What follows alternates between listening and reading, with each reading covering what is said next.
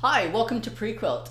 My name is Gar, and for this video we're going to take one of my favorite objects, the humble percolator, and we're going to convert this into a silhouette block using PreQuilt. So to do this, we're going to first take a photo of the percolator and then upload that photo to our account. And using simple shapes like rectangles and triangles, we're going to trace over that photo to give us the silhouette image of this percolator. So I'm going to fire up PreQuilt and I'll show you what I mean shortly. Okay, thanks. Okay, so let's create our percolator. I'm at the dashboard in the block section here, and I'm going to create a new block. Let's give this block a name, percolator. And I'm going to leave the default settings as 5 inches by 5 inches. I want to fill the entire block with a square. And this square is going to act as the photograph where we're going to import so we can trace the photo of the percolator. All right, so I'm going to import that from my computer. Click on here to bulk upload, and that's going to open up the Finder in my computer. Okay, so now the photograph is in my PreQuilt account, and I want to just add that photo to the square. I'm going to increase the scale.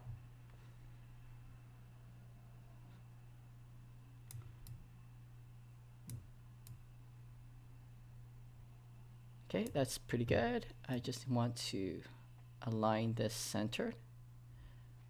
All right, so that looks pretty good. Now I'm going to increase the amount of lines that we have. We currently have a grid of 6 by 6, and I want to increase it to a higher number because having the grid lines will help us with the snapping when we're scaling the shapes and moving them around so it snaps to the grid lines. So let's create our first shape, which is going to be a long rectangle.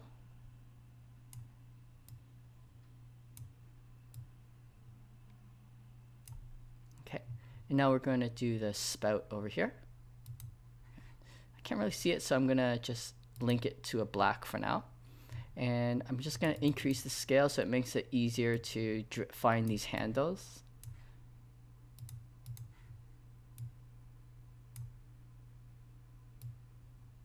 Okay, that looks pretty good. Link it back to A. And now for the bottom part, I'm just going to clone this.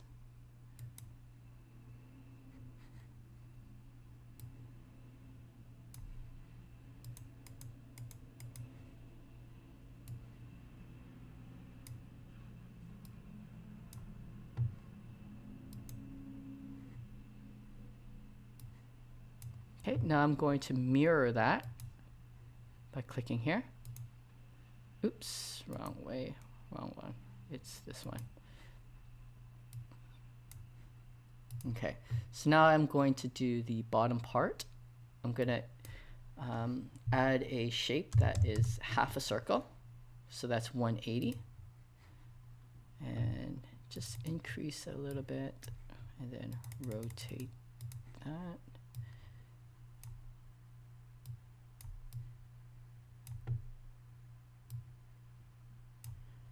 Okay, now for the handle.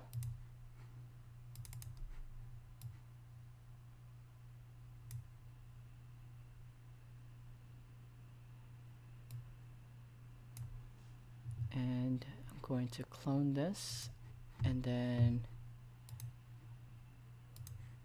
I'm going to put the inner part of the handle. Okay, so that's it. So now I just want to cover up the photo with a black square.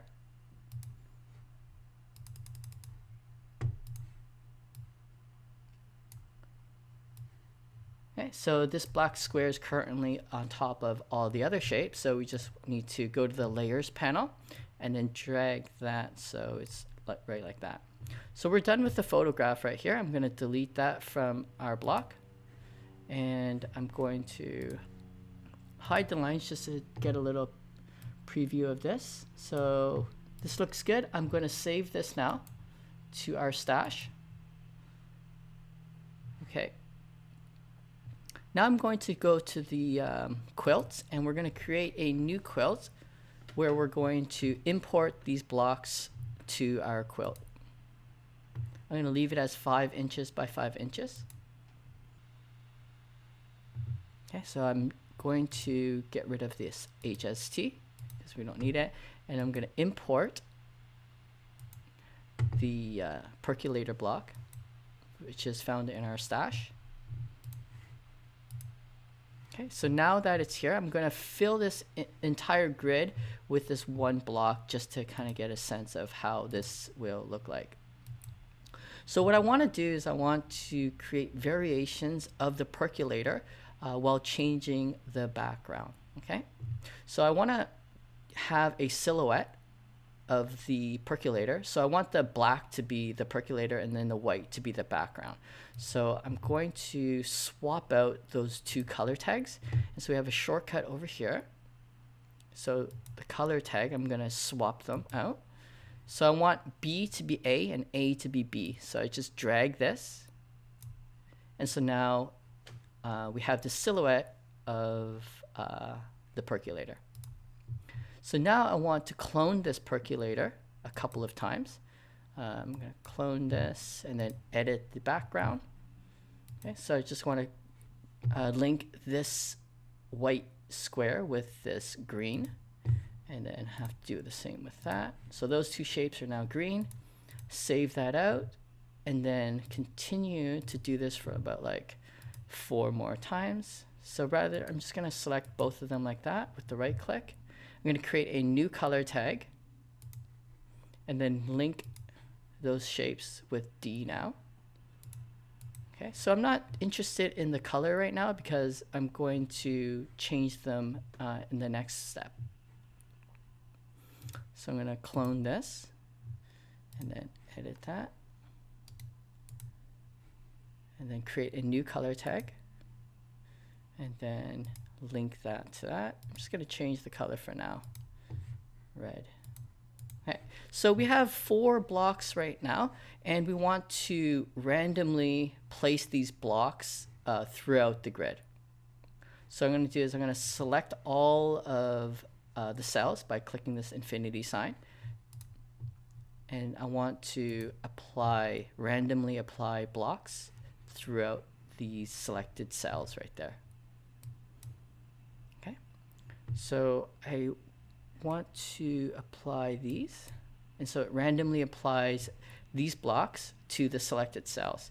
So if there was a block that I liked more than others, I can increase the hearts, and that will increase the probability of the randomization.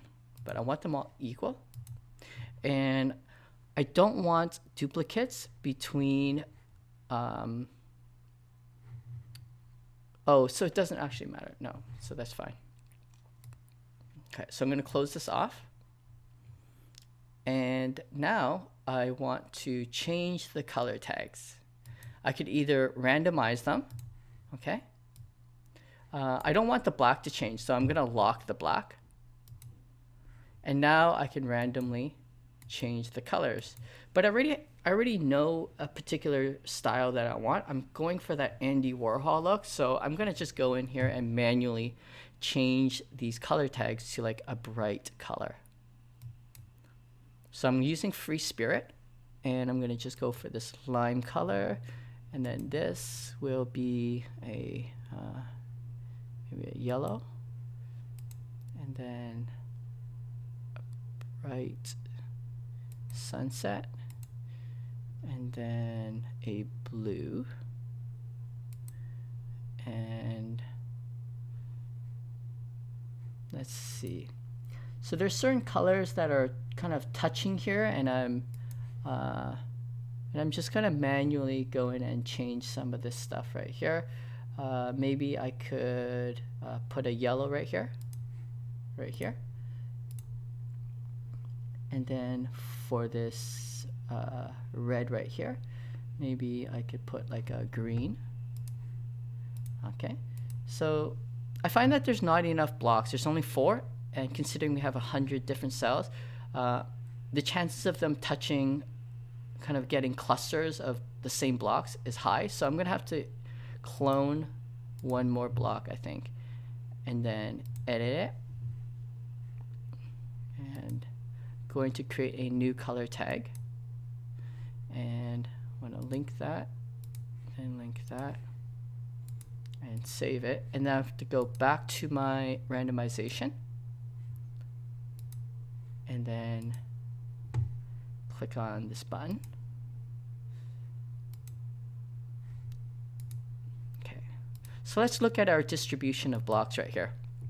This green one is being used 27 times, and this yellow is 20, and so this red one has the lowest. So let's add some of these red ones to maybe take over some of the green ones over here. So let's look for some green ones like this one, this,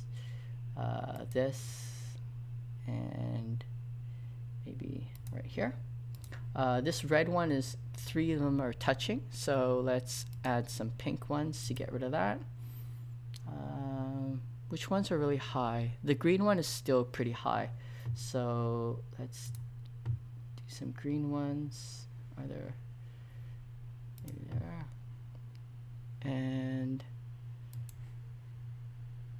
yeah, I think I'm okay with this. I don't want to take up too much of the video just doing little tweaks like that, but I hope you found this video helpful, and that next time you see a photo or any object, just keep in mind that you could use PreQuilt's tracing method to create your own custom blocks. So I hope you found this video helpful, and I'll see you in the next video. Thanks for watching.